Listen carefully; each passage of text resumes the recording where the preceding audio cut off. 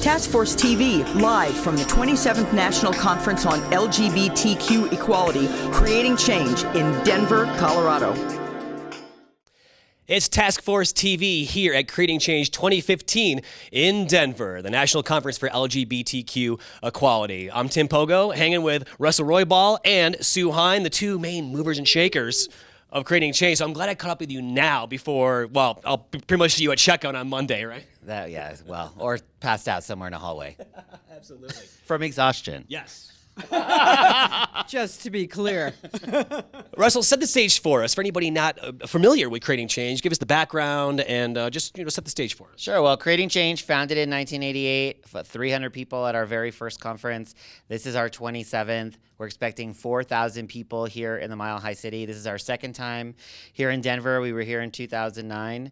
It's going to be an amazing conference, 360 degrees of issues, actions, trainings, receptions, interfaith services, caucuses, workshops, you name it. There's something for everyone here at Creating Change. No matter who you are, how you identify, there's something here, right? That's right. This is the Creating Change is one of the most diverse and inclusive spaces in the entire lesbian, gay, bisexual, transgender, and queer movement. And we're so excited to be here in Denver to create this space in this community. Now, one of the exciting things I find about Creating Change is that no 2 years are ever really the same. I mean, the Creating Change evolves every year with current events, with politics, policies, things in Washington, things at the state, local government. So, two-part question. First of all, let's start, Sue, with positive change and progression that we saw in 2014.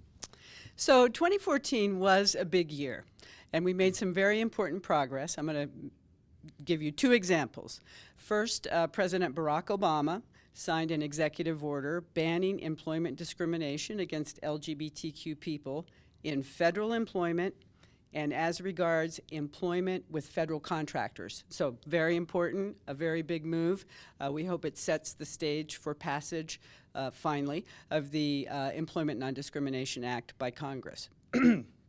Second, we saw huge positive court decisions, a wave of positive court decisions around the issue of marriage equality, so much so that 70% of the people in the United States of America now live in jurisdictions that recognize and legalize same-sex marriage. Fabulous stuff. But we're here because there's work to be done, right? So what are some of the developments and issues that arose in 2014 that are being addressed now this week?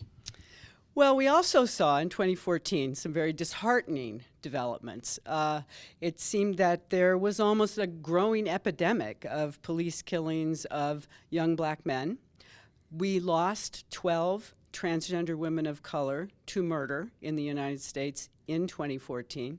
And the Supreme Court handed down the travesty of the Hobby Lobby decision, which essentially impinges on women's rights to choose and make their own healthcare decisions. So, lesson of 2014, we made progress, and there is plenty of work to do, and that's what Creating Change is all about. Exactly. Not to be Debbie Downers about it, right? I mean, this week is about a whole lot of fun, too, isn't it? It is a lot of fun. But we don't have it. We don't have it. We have a little bit of it. But no, we try to create a space that is welcoming, accessible, and fun for everyone in the LGBTQ and allied community. We want folks to come here to get energized, to get recharged, to go back into their home communities and be able to do the work that they want to do. And that's why they come to Creating Change. And what are some of the other highlights of just features, some things you personally are looking forward to partaking in this week? Well, you know, for me, the Thursday evening plenary, I think, will be a personal high point.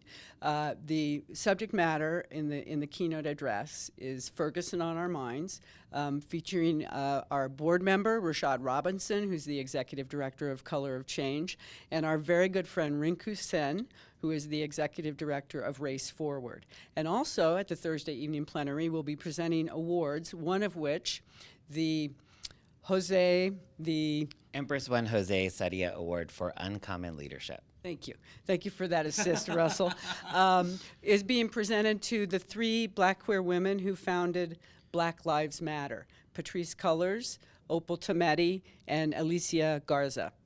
very exciting to have them with us in the House, and we've also got with us in the House this week 5 organizers who have been working on the ground in Ferguson, Missouri around the police killing of Michael Brown.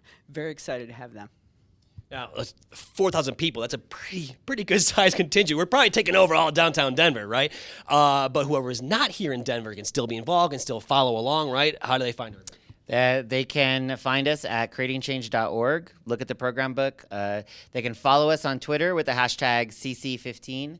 And we're live streaming all of our plenary sessions, our general sessions, keynote addresses. And that's at thetaskforce.org/live. Perfect. Sue, Russell, thanks for taking a minute before it, gets busy for you guys. Before it hits the fan. Yeah.